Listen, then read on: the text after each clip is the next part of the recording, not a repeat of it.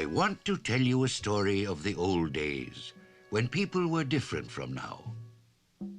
Some Eskimos hunted the caribou with arrows. We hunted with spears and killed them at the crossing place. In our kayaks, we paddled fast to catch him. The eyes of the hunter were keen. The news traveled quickly when the caribou had been seen. Then the hunt would begin.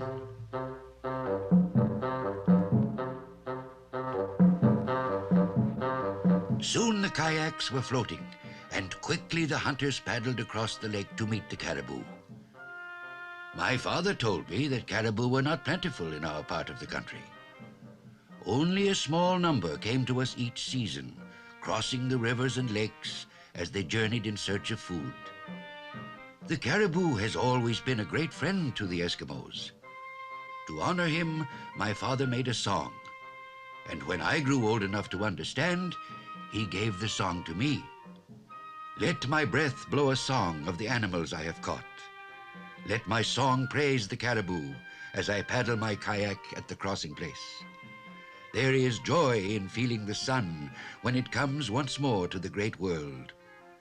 There is thankfulness when the caribou follows its ancient way. There is gladness in feeling the swift water of the lake as we hunt the caribou at the crossing place.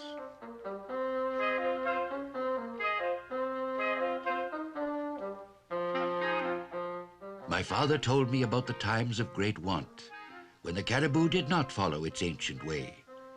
But he told me also of the good times, when the caribou felt heavy on his back. He said, then we had delicious meat, and his skin made us clothing and tents. His bones we used for sewing needles, and for many other valuable things.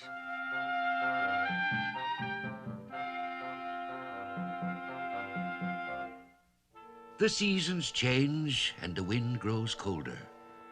The snows come, and the ice grows thick on lake and sea. My father told me then about his sled, and how he mended the runners with bones from the caribou. As he worked mending his sled, I remember how my father told me stories. My father was a great storyteller. Once he told me about the bones of a caribou and what happened to a hunter of long, long ago. One day, said my father, a hunter found a caribou at the crossing place. Kill me with your spear, said the caribou. It is your right to kill me, because you are hungry and must fill your belly. Take my skin and use it to make a fine tent. Only one thing I ask of you. Keep my bones beside the crossing place, so that my spirit may pass over the water and join my friends in the afterworld. Do not split my bones or scatter them. Then may your spear always be fortunate. The world is full of sadness, said the hunter, and to bring you joy at least, I will do as you ask. Your bones I will leave at the crossing place. May your spirit always be thankful. Then he killed the caribou and took the meat home to his family. The meat filled their bellies, and the skin made a fine tent. But his sled needed mending, and his wife grumbled that she needed sewing needles.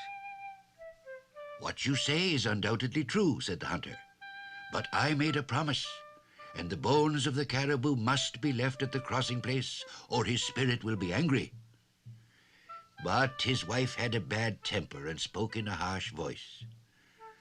In the end, the hunter grew tired of her talking and agreed to use the bone of the caribou. He made fish hooks, sewing needles, and knife handles. He split the bone and used it for sled runners and made the sled strong with caribou horn. But alas, from that time forward, the hunter had no luck with his spear. His fish hooks caught no fish. When his wife used the needles, her sewing was bad, and the runners of his sled wore away quickly. The hunter became very poor. In the end, they journeyed to a faraway place, and no one ever heard of them again. Said my father, you must never anger the spirits of the dead. I blew a song to the caribou. I honor his spirit. Therefore his bones are the bones of a friend, and my sled will travel smooth and quick. The caribou was not angry, nor will his spirit turn aside my spear.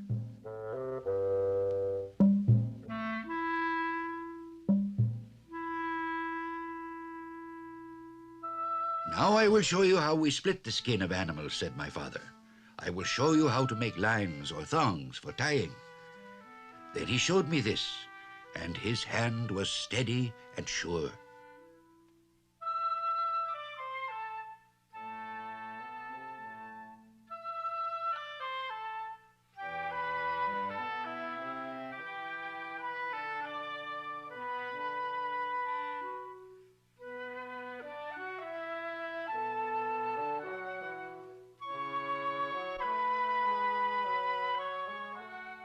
My father told many stories of the hunt. He praised the caribou and made many songs and poems. He said, we must always do honor to those who help us and bring us gifts. The caribou will give you his coat. The skin is strong and warm. When the sled needs mending, when I needed strong sinews, when my children needed boots, when I needed a tent or meat to relieve my hunger, then I asked my friend and came to him.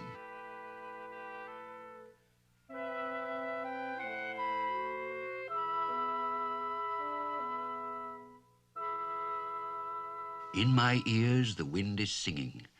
I hear the song of a distant place. In my ears the dogs are barking. Our sled will carry us far away. I hear a song from a distant land. I must load the sled and be gone from here. I will load the sled with a hungry child. My sled will carry us far away.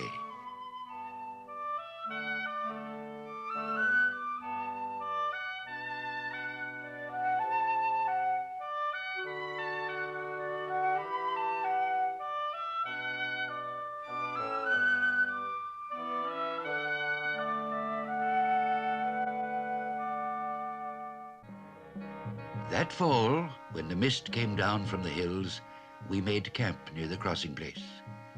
My father and my uncle made the circle of stones and put up tents.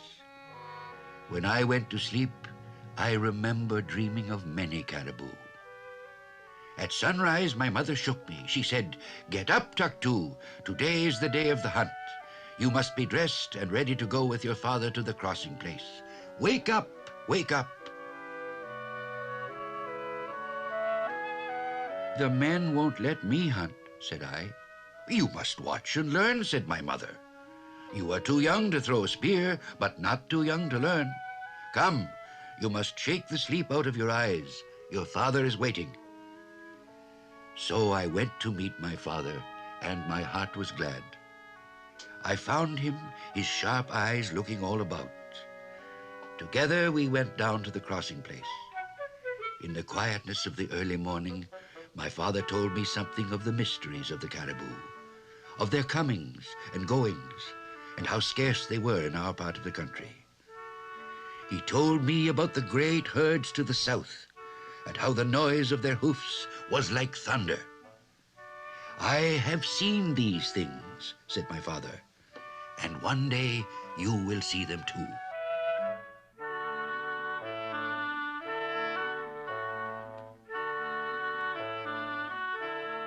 Then we came to the crossing place and found the camp of my uncle.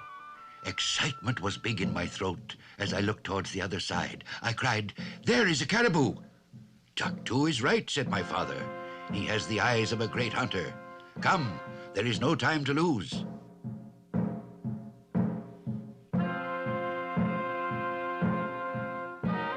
The hunters hurried down to the shore and placed their kayaks in the water. As I stood there watching, my desire was great to be with them.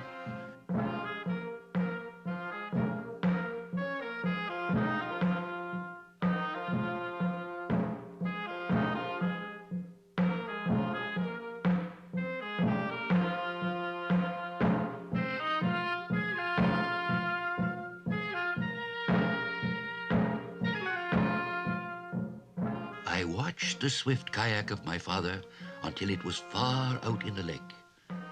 Back and forth he paddled as he chased the caribou. Desperately, the animal tried to evade my father's spear and make for the far shore. This can be a time of danger for the hunter. Sometimes a caribou will suddenly turn on the kayak and rip the covering with his sharp antlers. If this should happen, the kayak will sink and the hunter will drown in the icy water of the bay. When my father returned, he told me about the hunt. "I am ashamed, Tuktu," he said. "Today I was clumsy. The spear fell from my hand and the caribou was quick to leave me. This was the first animal to cross the lake, and I believe he was meant for another hunter.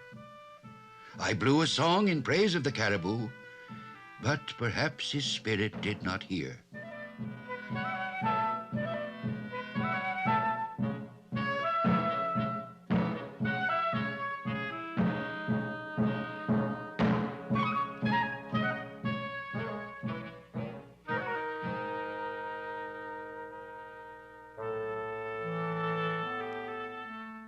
But the spirit did hear the voice of my father. On the following day, I met him when he came back from the hunt. I knew his arm had been strong, and good luck had come to his spear. "Tuktu, Tuktu," he shouted, "I have killed a fine beast. The spirits heard my song and were pleased. Soon we shall smell the cooking and taste the meat of the caribou." And it was so. Wish that the souls of the animals I have killed would help me to send my heavy thoughts to a distance. Wish that the memory of all my great hunts might lift me out of the weakness of old age.